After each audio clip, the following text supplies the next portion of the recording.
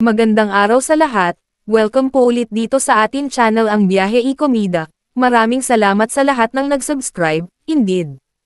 Punta tayo sa atin topic, August 3, 2025. Bea Alonzo ibinandera na ang relasyon kay Vincent ko, wala akong itinatago. Sa wakas inamin na ng aktres na si Bea Alonzo na in a relationship na sila ni Ginoong Vincent ko, presidente ng Pure Gold Prize Club. Naganap ang pag-amin ng aktres sa GMA Gala 2025 kagabi, August 2, na ginanap sa Marriott Hotel.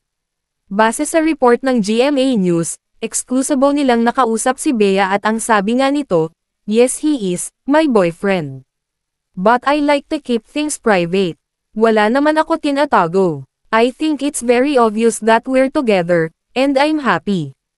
I think that is all I can share," sabi pa ni Bea.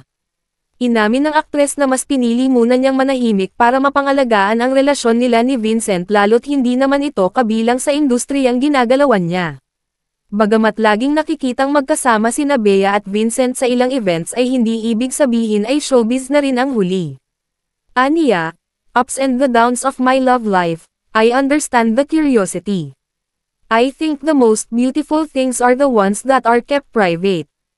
Tulad ng lagi naming sinusulat dito sa bandera na may relasyon na sina Bea at Vincent at hindi lang nila ito inaamin pa dahil kailangan nga nila ng privacy. Ang pagsama-sama ni Bea sa business at family gatherings ng pamilya ni Vincent ay iisa lang ang ibig sabihin, sila, na. Iba pa yung nakikita silang magkasama sa mga party ng mga kaibigan ng aktres kung saan ay official na niyang ipinakilala ang kanyang karelasyon.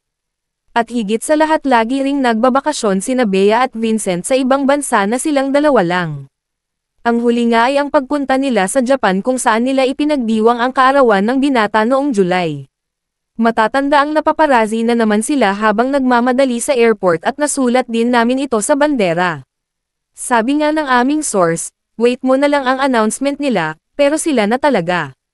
Hayan. Inamin na ni Bea na sila na ni Vincent at ang hihintayin na lang natin at ang next level ng kanilang relationship. Ups and the downs of my love life. I really understand the curiosity, but I think,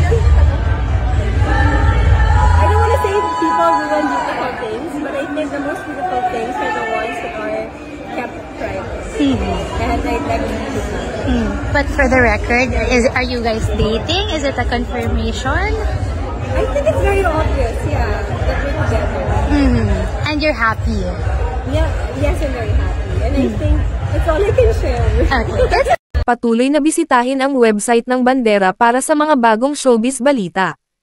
At yan ang ating latest showbiz chika update for today. Huwag kalimutan mag-subscribe, click the notification bell for more showbiz chika updates. Like and share the video at suportahan po ang ating Facebook page. Maraming salamat sa lahat ng nag-subscribe indeed.